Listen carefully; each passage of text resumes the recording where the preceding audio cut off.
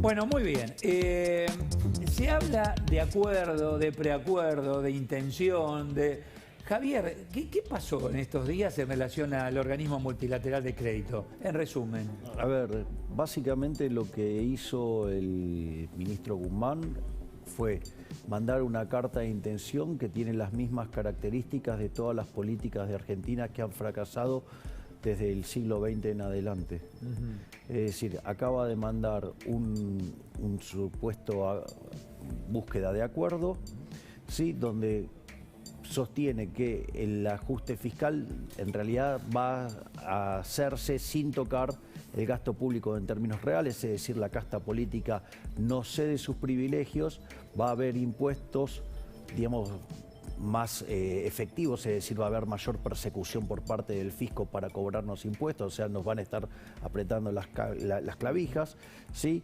Y que en el fondo es como equivalente a aumentarnos la presión fiscal, y al mismo tiempo, digamos, se le van a quitar transferencias del sector privado, como por ejemplo ser los subsidios a la energía. Ahora, el problema es este modelo, digamos, que postula Guzmán, de decir que en realidad es el gasto público el que genera crecimiento económico y que ese crecimiento económico después va a permitir eliminar el déficit fiscal. Ese modelo Argentina lo aplica en los últimos 121 años de historia, lo aplicó durante 111. Siempre fracasó. Argentina, de ser el país más rico del mundo, cayó a 70 al tipo de cambio oficial. Al paralelo ya estamos abajo de 120. La realidad es que Argentina, como consecuencia de ello, se convirtió en un defolteador serial. Es el máximo defolteador serial de la historia moderna, digamos, con el último reestructuración lo pasamos a Ecuador. No solo eso, sino que además, fruto de este modelo desquiciado, de las 17 crisis que tuvo Argentina desde el año 1900 hasta ahora, 15 tienen origen fiscal, y a partir de la mitad del siglo XX en adelante, con el descontrol fiscal que hemos vivido, la mitad del tiempo vivimos en recesión. La pregunta es, ¿por qué insistir con este modelo? Bueno, la pregunta es, y en relación incluso a lo que ha ocurrido en estas últimas semanas, fíjate, hay una localidad del interior de la provincia que sus productores dijeron: yo pago la tasa vial, pero quiero rendición de cuentas. En Corrientes se está incendiando la provincia y no hay aviones hidrantes, se les queman los animales, etc. Los productores dijeron: señores, yo pago los impuestos, rendición de cuentas. ¿Llegará el momento en que, a ver, aquel que recibe nuestro dinero con sangre, sudor y lágrima, rinda cuenta, Javier? ¿Está mal pedir eso? No, digamos, es un básico, porque digo, es parte de un supuesto acuerdo que en realidad nadie firmó, ¿no? Porque digo, o sea, eso, viste, digamos, el acuerdo social, todo eso no existe, o sea, nadie firmó, digamos, esa carta. Digo, sino que me la traiga porque a mí me están jodiendo, entonces. O sea, ahora, el punto es creer que el Estado lo puede hacer bien. Es el problema, y en realidad el Estado nunca lo puede hacer bien. Friedman hablaba de 4 formas de gastar. Vos podés gastar tu dinero o el de otros, y lo podés gastar en vos o en otros. A ver, ¿cuál es la mejor forma? Y gastar tu dinero en vos mismo, porque vos sabés lo que te costó ganarlo y vos sabés qué cosas querés. Ahora, por ejemplo, se pueden dar otras situaciones. Vos podés gastar tu dinero en otras personas. En ese caso, digo, es cuando haces un regalo, trata de quedar bien con lo menos posible, o sea, minimizás el costo. La otra es que vos gastes la guita de otro en vos mismo, o sea, cuando pasa eso hay despilfarro. Entonces, ¿cuál es la peor forma de gastar? Que es el dinero de otros en otros. Bueno, eso es lo que hace el Estado, o sea, por lo tanto, por definición, jamás el Estado lo va a hacer bien. Ahora, Javier, ¿cómo se sale de ese modelo del que decís que no funciona hace más de 100 años? ¿Cómo se sale de ese modelo? Porque Mauricio Macri quizás quiso en un punto salir y no pudo. ¿Cómo se sale de ese modelo en una sociedad que funciona de esta forma hace muchísimo tiempo? Parte de la sociedad. Bueno, parte. Sí. Bueno, pero la sociedad funciona así porque hay unos que trabajan un montón y con esos impuestos los demás a lo mejor están más subsidiados, pero hay una pobreza incluso de, digamos, más del 50%.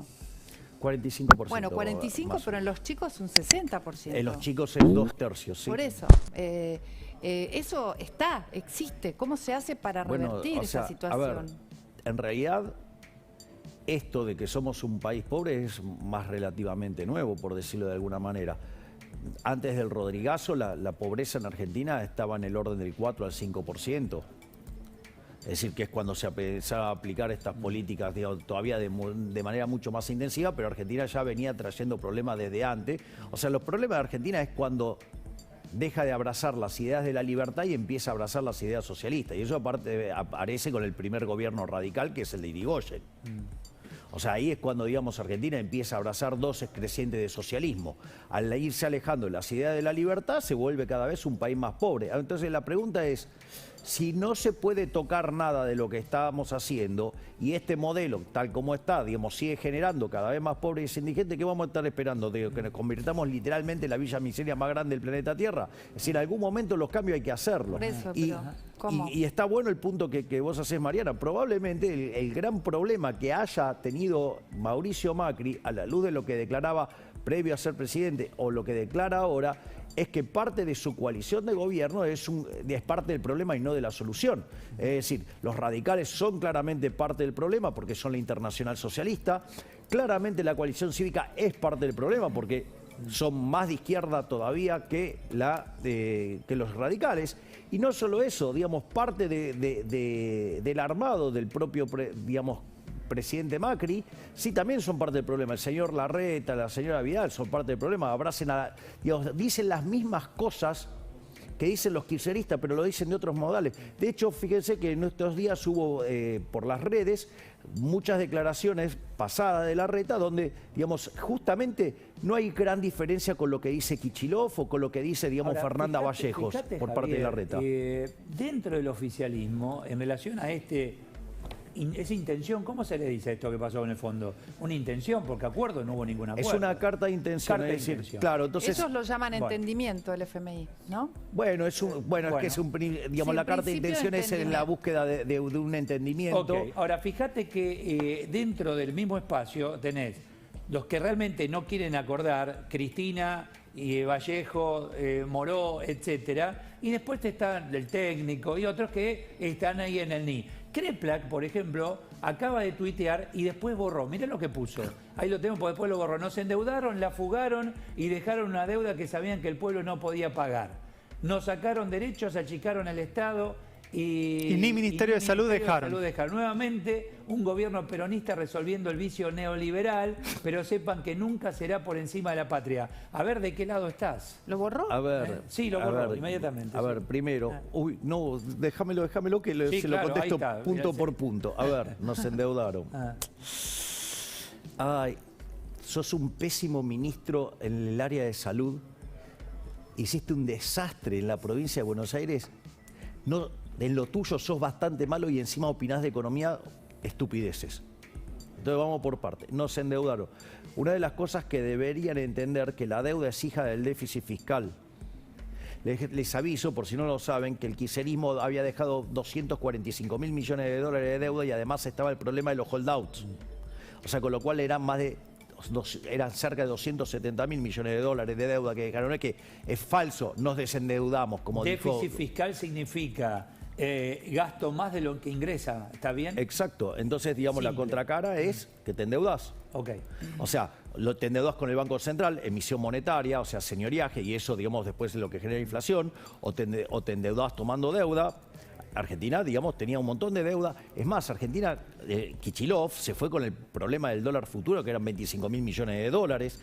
O sea, con lo cual nos desendeudaron, o sea, nos endeudaron. Digo, o sea, el problema del endeudamiento ya venía y aparte habían dejado un déficit fiscal bien medido de 6 a 7 puntos del PBI. ¿Cuál interpretás vos que es ese vicio neoliberal del que habla acá? Sí, pero pará, porque digo, hay un montón de barbaridades que dicen. Bueno, palabra por palabra. Hay que dejarlo que hay que... No voy a dejar pasar la declaración de semejante inútil e ignorante que dijo todas esas barbaridades. Después dice, la fugaron. Digo, yo a ver, les pido por favor, digamos, o sea, yo sé que a los kirchneristas les encanta hablar de la fuga. Mire, la verdad es que la primera parte del gobierno de Macri, y claramente yo no soy alguien que haya defendido el gobierno de Macri precisamente, dicen la fugaron.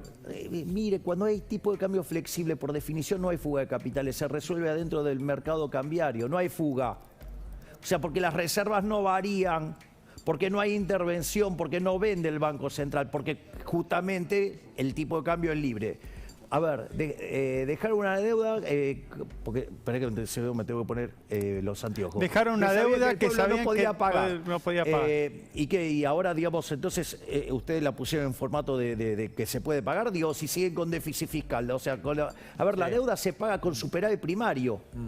Argentina va a alcanzar el equilibrio en el resultado primario recién en el 2024, o sea, tampoco va a tener capacidad de pago. Argentina tendría que tener un superávit primario para poder pagar su deuda hoy de 3,5 puntos del PBI, o sea, tendría que hacer un ajuste de 7 puntos. Pará, porque si no, esto es lo que a mí no me gusta de este gobierno, que te marcan la agenda de ellos. ¿Entendés? Y la verdad que me interesa, y ya que te tengo acá... No, pero está bueno decirle que son unos mentirosos y que dicen... Bueno, pero también hay que mostrarle que dicen estupideces. Sí, y hay que decírselos. A ver, está bien, pero ¿sabés qué pasa?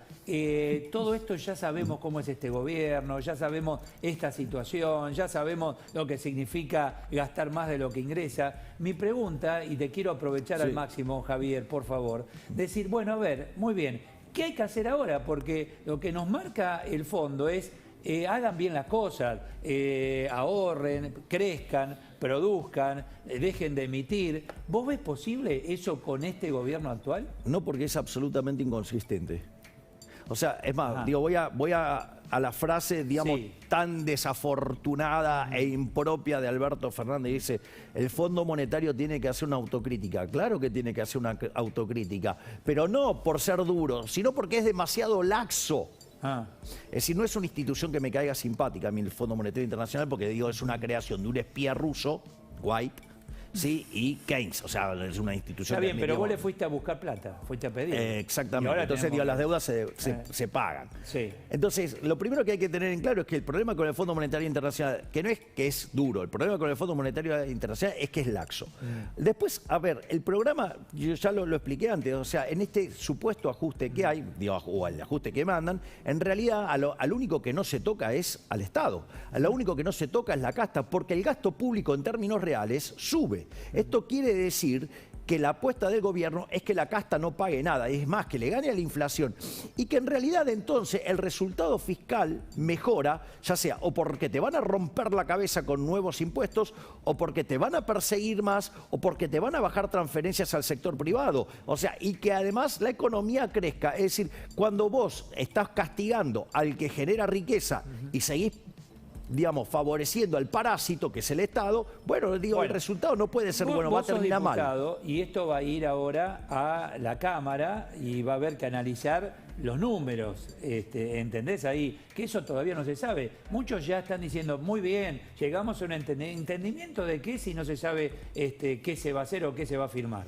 Yo voy a votar en contra de esto. ¿Cómo? Yo voy a votar en contra de esto, digo, porque, a ver, está plagado de inconsistencias. Porque, por ejemplo, a ver, les hago un punto. En un momento, ya, fui sobre la inconsistencia fiscal y esas cosas. Ahora vamos sobre el de la tasa de interés. Dice, no, vamos a tener tasa de interés real positiva. Es decir, que la tasa de interés le va a ganar a la inflación. Sí. ¿Ok? Bien. Ahora vamos por punto. ¿Cuánto fue la inflación del año que terminó? 51%. ¿Qué esperan los analistas? 60% de inflación o 70% de inflación. Digo, la tasa de interés en el Banco Central es 40%. Claro. Es decir, la pregunta es, ¿la van a llevar a 80% la tasa de interés? ¿Qué va a pasar con las LELIQ cuando le paguemos 80% a la tasa de interés? Digo, no solo eso, sino que además, otra pregunta más, o sea, si yo tengo el riesgo país en torno a los 2.000 puntos básicos, digamos, debería estar arbitrada esa tasa para que no sea un problema. Entonces, ¿cuánto da la tasa? Y la tasa te da en torno al 90% también. O sea, con lo cual, digamos, vos ves a este gobierno poniendo la tasa ahí. En esta mañana de sábado, perdón la interrupción, pero quiero bajarlo lo más que se pueda, porque yo le pregunto a cualquier otro lado, ¿qué entendés del Fondo Monetario? No entiende nada. Lo que sí se entiende es que estamos ajustados como nunca, comenzando por la clase media, Javier. ¿Esto nos va a llevar a una más ajuste al privado? Obvio. Lo que está diciendo es que acá no se tocan los privilegios de la política, no se toca la casta. Y el que ajusta es el privado. Y que siempre el ajuste lo paga el privado, que es justamente el que genera riqueza. Entonces la pregunta es, ¿cómo va a generar crecimiento el señor Guzmán? O sea, a ver, cuando vos estudiás crecimiento económico, ¿cómo se crece? Se crece acumulando capital físico, o sea, fierro, máquinas. Sí. Pero claramente, perdón, discúlpame que te interrumpa, claramente el ajuste en el privado, ¿no? Va a ser que vamos a tener que nosotros pagar de alguna manera con nuestros impuestos? Claro. ¿Porque va a haber más impuestos? En principio te va a hacer más efectiva la presión, o sea, te va a perseguir para cobrártelos efectivamente. Es decir, aumenta, digamos, el mecanismo represivo y de persecución. Sí. Y además van a hacer el ajuste, por ejemplo, en las tarifas. Y las tarifas las van a pagar pero algunos. a mí ajustame las tarifas, pero sacá subsidio, porque de fondo es lo que necesita la Argentina. Está bien, pero a ver, el punto es el siguiente. Vos podrías, por ejemplo, vos tomás las tarifas y cerca del 50% de la tarifa, ¿qué es? Impuestos. Ah, bueno, entonces podrían, digamos, duplicarle los ingresos a las empresas y no subirle el precio a las personas. O sea, claro, pero el ajuste ese ¿en dónde caería? Caería en la política. No. La política Javier, no se toca. el presidente habló después del acuerdo con una entrevista con una cadena rusa, habló sobre inflación y también habló del peso, y te quería repetir una frase, dijo él, a ver qué opinás, que dice: necesitamos frenar, cuando habla de la inflación, frenar la especulación empresaria y transformar el peso argentino en una moneda de confianza, y habla de un aprendizaje social. ¿Tenemos que aprender los argentinos a confiar en el peso, básicamente? Yo diría que todo aquel que en su vida apostó al peso perdió brutalmente. Es decir, es más, cuando te aparecen y que te dicen que apuesta al dólar pierde, anda y compra dólares. O sea, y esto está muy bien que lo levantes porque está en línea, digamos, justo el punto siguiente de lo que dice Guzmán también con esto de que la inflación es multicausal. No. A ver, lo primero que podríamos es decirle al señor presidente Alberto Fernández que con el tema de la inflación revise las entrevistas que él daba allá por el 2012, 2011, cuando le decía a Cristina que en lugar de mandar a los chicos de la cámpora a controlar los precios y a controlar los supermercados, fuera a preguntarle a Marcó del Pon qué hacía con la emisión monetaria. ¿Por qué? Porque en aquel momento, digamos, esa versión de Alberto Fernández entendía que la inflación es siempre y en todo lugar un fenómeno monetario generado por un crecimiento de la oferta de dinero por encima de la demanda de dinero que hace que pierda poder adquisitivo el peso y que todos los precios en expresión en unidades monetarias suban. Entonces, primer punto, digamos, o sea, que el propio Alberto Fernández se reestudia a sí mismo y define quién es. O sea, porque antes estaba del lado de la evidencia empírica, ahora está claramente del lado de los delincuentes de la política, porque ¿qué es lo atractivo de esto de decir que la inflación es multicausal? Que la culpa de los consumidores, o sea, de nosotros, la especulación de los empresarios. La culpa de los empresarios porque quieren ganar plata, la culpa de los sindicalistas por cómo negocian, la culpa de los trabajadores. Ahora sucede que nada que ver con la emisión monetaria, dale, vamos. O sea, en realidad es un problema bien lindo para la psicología, ¿no? De echarle la culpa siempre al otro y no hacerse cargo de lo que hace. Entonces la realidad es que cuando Alberto Fernández declara algo así, la verdad que la gente, digamos, tendría más que sobradas razones para despreciar aún muchísimo más el peso. Entonces, la realidad es que si la idea de ajuste que van a hacer es que lo haga el crecimiento, cuando en realidad el crecimiento se produce por acumulación de factores y no por acumulación de demanda. Porque yo les hago una pregunta. Yo tengo una empresa, ¿no? Digamos, una máquina que produce 100 unidades de algo.